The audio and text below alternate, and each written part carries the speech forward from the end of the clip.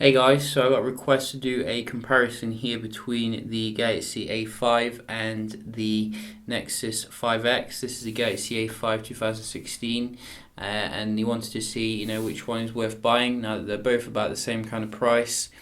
Straight away, I'd say, the first thing is that the Nexus 5X is the faster device. There's no real point doing a speed test, but what I want to do is compare the phones here a little bit more in depth and see, which one comes out on top, because I think the Galaxy A5 2016 definitely has things going for it, which you may want to choose the Nexus 5X you may want to choose the A5 over the Nexus 5X a little bit more, even though the 5X is obviously coming with some nice hardware underneath.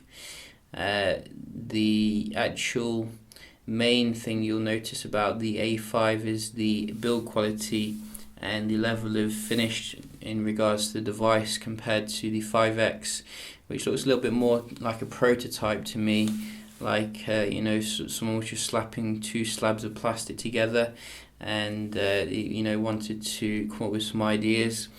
So the main thing you'll notice is the build quality differences, with the A5 sporting a very sleek, nice metallic design, and you're getting some nice AMOLED technology as well. You can see I'm using a theme here with the A5, and we'll talk about the software a little bit later, but when you're using a colourful kind of theme or the default theme, you'll notice the colours are much more poppy and much nicer on the eyes compared to the Nexus, which is using LCD panel, which isn't really much better than the old Nexus 5. So if you like your screen, if you like your feel in the hand, you will definitely enjoy the A5 2016. It's just the fragility of the device. I have been dropping some hammers on the A5, and when I did drop it, the whole back kind of cracked, and that's not very good, and you can see we got a dent here. So maybe if you're someone who works in a hazardous environment, the kind of ho-hum design here of the Nexus will be a little bit more cost effective. It does look like it's a much more durable device, which is good if it does take a tumble.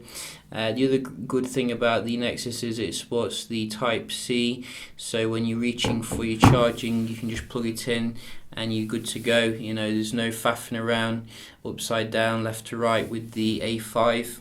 The A5, however, does support fast charging, and one of the issues I've found with the Nexus 5X is that while it's got Type-C, the actual charging isn't really that fast compared to Samsung's latest phones. Like if you want to do something when you're charging with the 5X, I've noticed that the battery doesn't really rise, and that's quite a problem, if you like to do stuff on your phone while it's charging. On the other hand, the latest Samsung phones come with quick charge. I think the latest, not the latest, but some of the better technology on the market. So it's going to be a very fast phone to charge, but the major difference is the battery capacity. I found that this has an amazing battery staying power, probably due to the processor, as well as the capacity. I think it's got quite a decent capacity. I can't remember the exact amount, but compared to Nexus 5X, it's like night and day. Nexus 5X, I don't think, is a massive difference really when it comes to the battery. It'll probably get you for a day if you're a light user, but any moderate use, you'll be reaching for a plug after 7. Me testing it, whereas the A5 2016 can easily go on till late night, even after some good hard usage. So that is something to bear in mind here. In terms of the actual gaming performance on both of them, we can just fire up a quick little game here. I think we've got Liberty City Stories. So the Snapdragon 805 in the Nexus, Snapdragon 808 should be a little bit better. Wow, that's confusing. It should be a little bit better than what you get in the A5 2016, but then again you can get different versions of the A5 2016. Samsung's been very sneaky and put Snapdragon 615 in some of them, and then Snapdragon 6 and then an Exynos processor in the other ones. So it really depends where you're coming from, really. But I'd probably try and get the Exynos version if you can, because you're going to see a massive performance gain over the Snapdragon version. The Nexus 5X comes obviously with Snapdragon 808, which is a very competent processor here, and when you're doing the gaming, you'll find that it keeps up with most of them, although the actual GPU power isn't that good compared to some other processors on the market.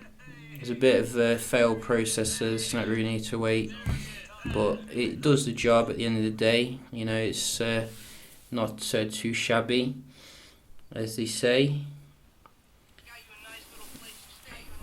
So you can see here the colours on the screen on the A5 is a lot better. Straight off the bat you can see how bright and vibrant the sky is here.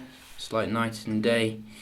But the actual performance, like if I just get in the car here,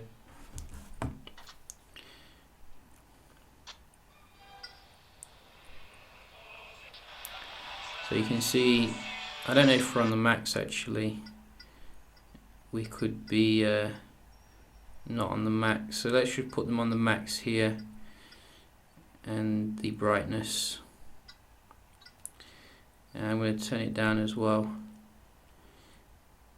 so we can just focus on the graphics here. So wow, even the Nexus struggles. I didn't know that actually. I thought the Nexus would be able to handle this, but you can see the Nexus does actually struggle here with this on the max. So that is a little bit shocking, but nevertheless I think it's going to be better than the A5. If we bump this up, this will probably kill the device. So let's try everything on the max.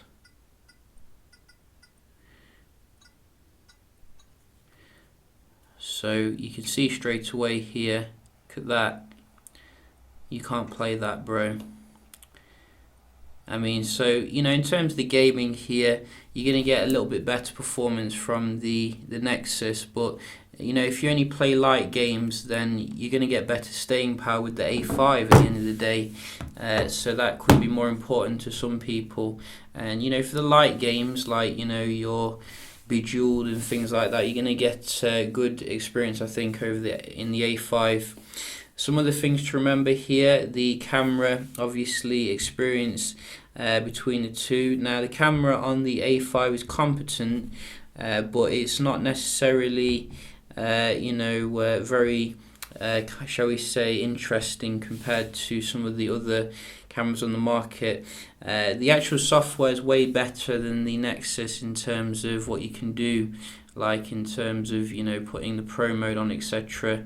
But the actual performance is not as good as the Nexus. Nexus comes with a leading IMX sensor. I think it's in like the 300 series or something, but it's a really awesome 12 megapixel sensor, same as I think similar to the ones you get in the Galaxy S7. And the one in this one is much more mid-range, but if I was going to choose a camera between these two, I'd choose a Nexus any day of the week for the low light performance, the HDR plus, as well as the 4K video recording, which you don't get on the A5, unfortunately. And you definitely should have. It's not a cheap phone, the A5, and I think that's why a lot of reviewers criticised it. Another thing to remember, we get dual front-facing speakers with the Nexus, so the sound does sound a little bit better. It's not amazingly better. If we just fire something up here and have a look at something.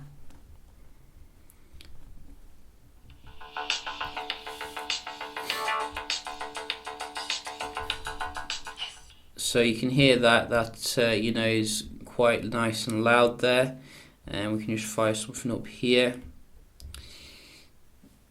try this. So it definitely sounds more tinny there, you know, coming from this little speaker. So, you know, that's a good thing that Google did put the speaker on the front, but it's definitely not as good as the 6P speaker. I wish they'd have migrated that down to the, you know, smaller model here. But overall, you know, if I'm going to summarize this video, really, I'd say if you're into your speed and your camera performance, and the Nexus 5 does just clinch it. You know, it's got an amazing camera, really good buttery performance. You know, it's a stock software. But on the other hand, if you're into your build quality, your battery staying power, and also the software customizability, because obviously I've not really touched on that, but you can see I've got a launch like a theme here. You know, you got your full TouchWiz suite here, which is really sweet, whereas you don't get any of that on stock software, unfortunately. You will enjoy the Samsung a lot better, as well as the screen, which has you know, very nice colours, Super AMOLED, Full HD. The charging is faster as well, I've found, and just generally I'd say overall, you know, apart from the camera and the you know, the speed, the phone is the better choice, particularly if this is the Exynos you know, model. This is a Snapdragon model, so it's not as good as what it could be. I wish Samsung would be more consistent and clear in regards to that. But yeah, you know, I hope you found this helpful. If you're looking at these two handsets, they are about the same kind of price. And if you've got any other questions, do let me know, leave a comment. Hope you enjoyed the video, and I'll see you in the next one. Cheers.